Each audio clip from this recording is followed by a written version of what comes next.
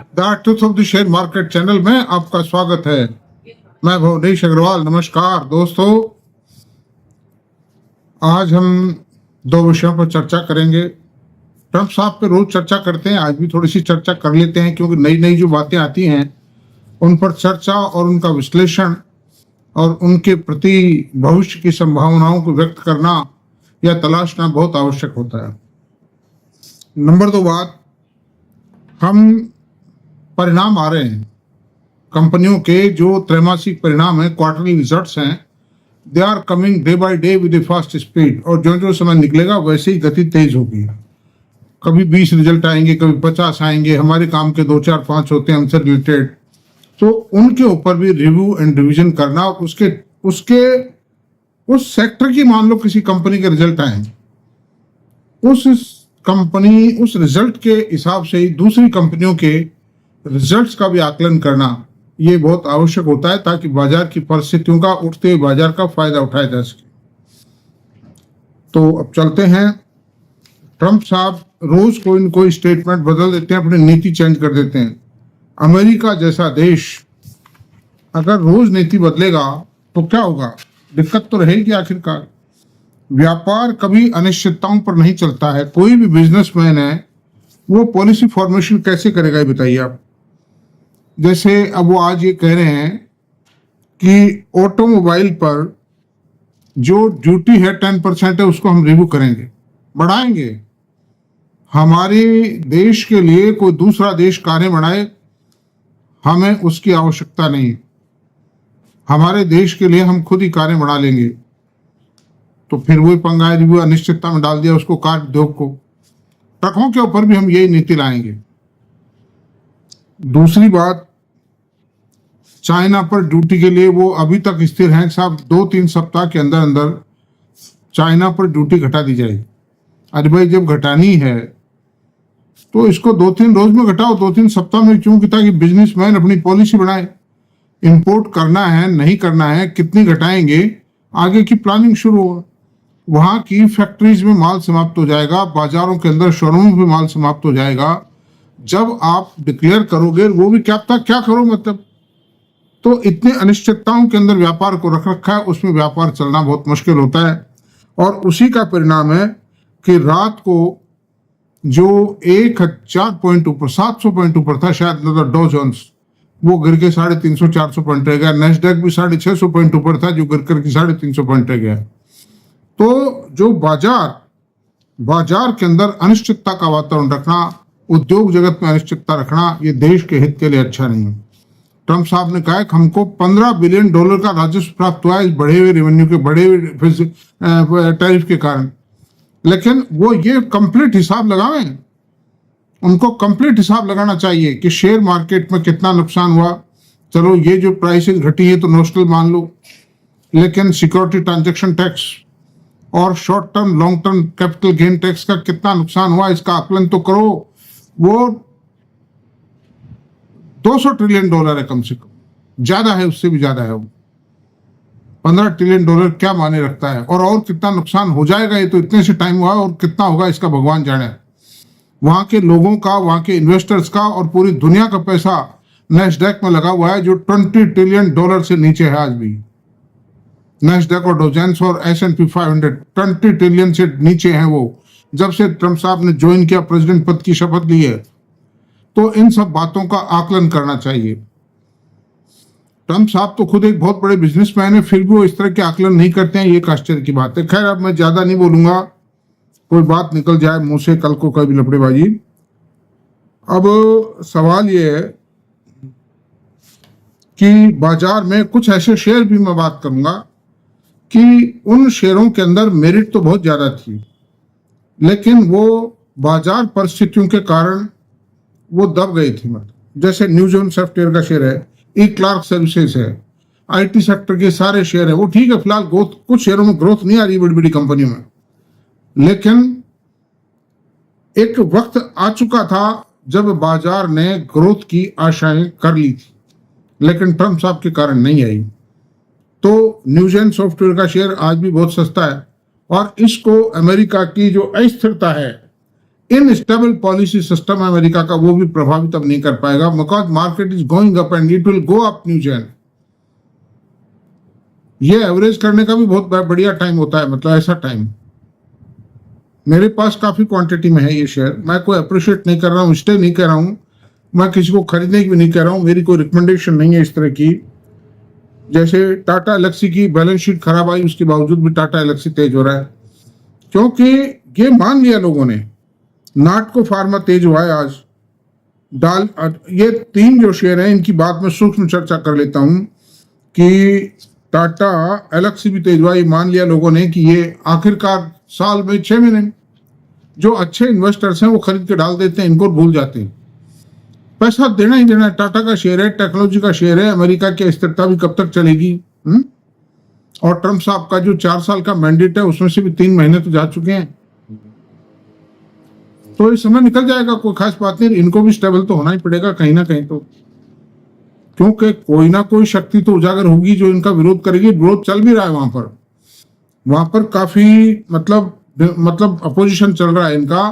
Parliament में opposition होगा, वहां पर संसद में होगा, सड़कों पर होगा, हुआ भी है और होगा। बेरोजगारी फैलेगी, गरीबी आएगी, मंदी आएगी, लोगों की पेंशन रुकेगी, दीज थिंग्स।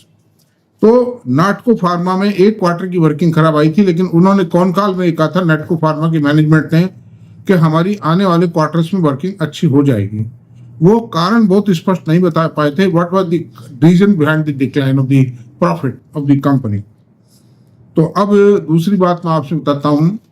कल डालमिया भारत सीमेंट के परिणाम आए और डालमिया भारत सीमेंट के परिणामों में जो सीमेंट सेक्टर में एक निराशा फैली हुई थी और कुछ ही दिनों से एक आशा की किरण दिखाई देने लगी थी। वो आशा की किरण एक हेलोजन रोशनी में बदल सकती है। Full flash sunlight can take place in the sunlight in the cement sector of the country. वो कैसे? कल डालमिया भारत सीमेंट के परिणाम आए, उसमें 39% का प्रॉफिट अपसर्ज आया है ईयर ऑन ईयर क्वार्टरली। इस क्वार्टर में ईयर ऑन ईयर 39% का प्रॉफिट में अपसर्ज आया है। 320 करोड़ का प्रॉफिट था, 320 करोड़ का प्रॉफिट था मार्च 2024 में। मार्च 2025 के परिणामों में ये प्रॉफिट 439 करोड़ आया है, यानी there is a upsurge of 39% in the profitability of Dalmia Bharat cement. मैं को प्रचार नहीं कर रहा हूं, आई एम सिंपली एनालाइजिंग, मैं को रिकमेंडेशन दे रहा हूं, ये मेरा काम नहीं रिकमेंडेशन देना। तो ऐसी सूरत में फिर जो सीमेंट के जो आफ्टर टैक्स मार्जिन है ये भी काफी बढ़े हैं। 7.42% का मार्जिन था दिसंबर, आफ्टर टैक्स प्रॉफिट मार्जिन था 7.42%। पिछले साल दिसंबर के क्वार्टर में, मार्च के क्वार्टर में, मार्च 24 में 7.47%, पीक क्वार्टर होता है ये भी। और इस क्वार्टर में आफ्टर टैक्स प्रॉफिट का मार्जिन आया है 10.73%। बिक्री को ज्यादा नहीं बढ़ पाई है, but the margin has increased. तो ये शो करता है the trend will continue the entire cement industry. वो एक हो सकता है कि जो प्लांट की साइज के हिसाब से, कंपनी की क्वांटम के हिसाब से, मार्केटिंग नेट के हिसाब से 1-2% का फर्क पड़ जाता है। इंटीग्रेशन भी माने रखता है इसमें, तो ज्यादातर कंपनियों ने इंटीग्रेशन कर रखा है। सबके साथ लाइमस्टोन की माइंस है सबके पास में पावर हाउस है, ज्यादातर के पास में कोल ब्लॉक्स भी हैं। तो इसलिए प्राइस पैरिटी करीब करीब समान है।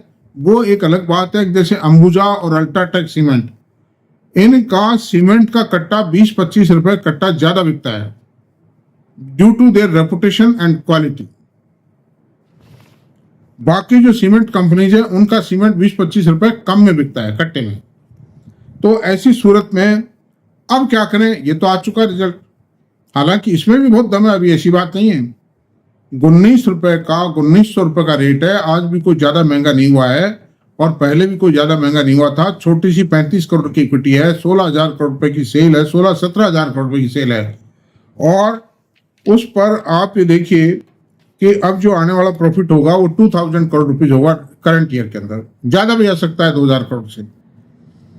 तो ऐसी सूरत में इसकी बीपीएस अपसर्ज करेगी काफी, और इसके भी मतलब मैं को टारगेट नहीं देता हूं, लेकिन अप्रिशिएशन के चांसेस काफी अच्छे हैं। तो रिकमेंडेशन नहीं है कोई भी मेरी, मतलब। अच्छा, अब आप अंबुजा सीमेंट की बात करें।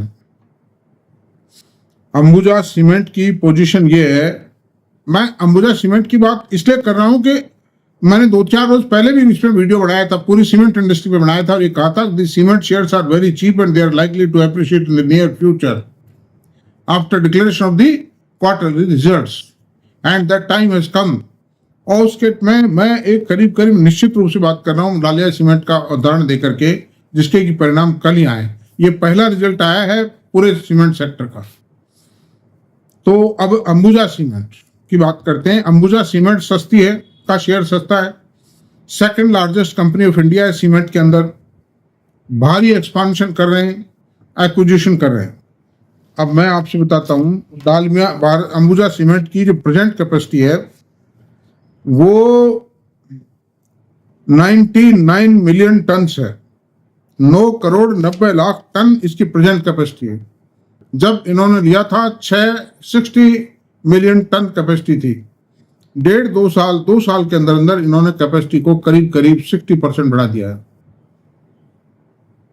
और अभी ओरिएंट सीमेंट की डील फाइनल हुई है। फाइनल क्या मतलब, कन्वर्ट हो गई वो रियलिटी में। वो सीमेंट प्लांट पे, सीमेंट कंपनी पे जो सीके बिरला साहब की कंपनी थी, उस पर इनका कब्जा हो गया। मतलब अगर उसको जोड़ देते हैं तो ये करीब 10 करोड़ टन यानी 100 मिलियन टन का प्लांट हो जाता है सीमेंट का। एसीसी की भी होल्डिंग कंपनी यही है, मतलब अंबुजा ही है। एसीसी का सीमेंट बहुत अंडरप्राइस है, मैं आपसे बताऊं, बहुत गुंजाइश है उसमें। तो हम तो अंबुजा की बात करेंगे। अंबुजा के सन 2028 तक ये 118 मिलियन टन की कैपेसिटी करना चाहते हैं, जो कि क्वाइट करीब होती आई। मतलब स्टार सीमेंट को टेक ओवर करना चाहते हैं, जेपी सीमेंट को टेकअप करना चाहते हैं, जेपी पावर को टेकअप करना चाहते हैं। जो भी बिकने आती है कंपनी की दे दो, लाओ हटाओ, ली, खत्म। पैसे की कोई समस्या नहीं, फॉरेन से पैसा उगा लेते हैं। और अडानी का खुद का ईबिटा भी अब 70-80 हजार करोड़ रुपए साल का हो गया है, और अगले साल तो very probably their EBITDA can come at 1 lakh crore rupees. बहुत जल्दी अंबानी को क्रॉस कर जाएंगे, अगले 3-4 साल में अंबानी को क्रॉस कर जाएंगे। इनकी their profitability will become more than Ambani brothers. ऐसी सूरत में मैं आपको यही कहूंगा कि ये शेयर आज बहुत सस्ता शेयर है, डैम चीप शेयर है।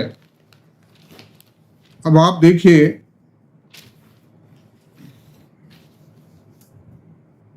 कि अगर हम 39% प्रॉफिट बढ़ने की बात अंबुजा सीमेंट में भी करते हैं, जिसके की चांसेस बहुत ज्यादा है, there are very bright chances 39 से भी ज्यादा बढ़ेगा इसका प्रॉफिट, क्योंकि लार्ज साइज प्लांट है, हाई प्राइस रियलाइजेशन है, फुल इंटीग्रेशन है, ग्रुप का मैनेजमेंट बहुत जबरदस्त है, मार्केटिंग नेटवर्क जबरदस्त है, और throughout the world, throughout the country इनका मार्केटिंग नेटवर्क है। मतलब इन्होंने एक्विजिशन के बाद में कॉस्ट सेविंग बहुत ज्यादा की है due to integration and adoption of the better technology. जिस तरह से वेस्ट हीट ट्रीटमेंट प्लांट लगाए इन्होंने, उसको उसकी बिजली बना के काम में ले रहे हैं। कोयले के ब्लॉक्स इनको अलॉट हो चुके हैं, लाइम स्टोन और इन्होंने खरीदे हैं नीलामी ऑक्शन में। पावर हाउस जिन कंपनियों में नहीं थी उनको लगाया है, या जिनकी कैपेसिटी कम थी उस कैपेसिटी को बढ़ाया है। तो ये सारा फुल इंटीग्रेशन किया है। तो ऐसी सूरत में मैं समझता हूँ, मैं क्या मतलब बैलेंस शीट में एनुअल रिपोर्ट में ही आया था 30 रुपीज पर बैग की इन्होंने कॉस्ट ऑफ प्रोडक्शन कम कर दी। तो ये 2 बेनिफिट हैं, कॉस्ट ऑफ प्रोडक्शन को कम करना और मार्केट में बेटर रियलाइजेशन लेना। इस कारण इसकी प्रॉफिटेबिलिटी तो बूस्ट करनी ही करनी है। ये जो पीरियड में डाउन आया था इसका प्रॉफिट, उसका कारण ये था कि सीमेंट सेक्टर में थोड़ा सा डिमांड रेसिशन था, but now the demand has picked up. Cement में ऐसा होता रहता है, कि 2 साल, 1.5 साल, 2.5 साल के अंदर 2, 4, 6 महीने के लिए सीमेंट ढीली पड़ जाती है डिमांड में, लेकिन पिकअप कर जाती है, because cement is as essential as the wheat and sugar is essential. और रेगुलेशन नहीं है इस पर, सीमेंट पर गवर्नमेंट का कोई रेगुलेशन, प्लांट लगाने पर रेगुलेशन है, प्राइसिंग पर कोई रेगुलेशन नहीं। और फिर शुगर इंडस्ट्री में तो इंटीग्रेशन भी नहीं है, क्यों करना, तो किसान से लेते हैं। तो ऐसी सूरत में मैं आपको एक कैलकुलेशन बताता हूं, इसका दिसंबर का प्रॉफिट था 2620 करोड़ रुपए। तो इसमें तो एक्स्ट्रा आइटम शामिल है, क्योंकि इनको बहुत सा है जो सेंट्रल जो एक्साइज वगैरह और कई तरह के टैक्स इंसेंटिव है वो रिफंड हुए हैं, मतलब और भी रिफंड होंगे, उनको हम शामिल नहीं मानते। हम तो जो सितंबर का प्रॉफिट था, नहीं लास्ट ईयर का जो प्रॉफिट था, लास्ट ईयर जो मार्च का प्रॉफिट था, उस पर 36% अगर हम बढ़ाते हैं तो 2121 करोड़ रुपए का प्रॉफिट आता है। आपको दिखाई देगा दिसंबर की तुलना में कम है, लेकिन ये एक्चुअल प्रॉफिट है विदाउट एक्स्ट्रा आइटम। तो 2121 करोड़ का प्रॉफिट है, 246 करोड़ इनके शेयर हैं, 493 करोड़ की इक्विटी है, 246 करोड़ शेयर है। ऐसी सूरत में इनकी ईपीएस अगर एनुअलाइज बेसिस पे हम चेक करते हैं, मल्टीप्लाई करते हैं, तो इस क्वार्टर की ईपीएस 8.62 आती है और पूरे साल की 34.48 आती है। सीमेंट इंडस्ट्री का पी रेशो 40 से कम नहीं है। ऐसी सूरत में इसकी कीमत 1380 रुपये आती है, 1380 रुपये आती है उसकी कीमत आज लेटेस्ट क्वार्टर की ईपीएस के हिसाब से, जो कि संभावित है, कंफर्म नहीं है। आप इन्वेस्टमेंट किस आधार पर करेंगे किसी भी शेयर में? ये ब्रोकरेज कंपनियां बड़ी बड़ी रिपोर्ट छापती हैं, किस आधार पर छापती हैं? ये आकलन होता है, एस्टिमेशन होता है, लेकिन ये एस्टिमेशन मेरा एक फैक्ट बेस्ड एस्टिमेशन है। मैं डालमिया भारत सीमेंट की नकल कर रहा हूँ।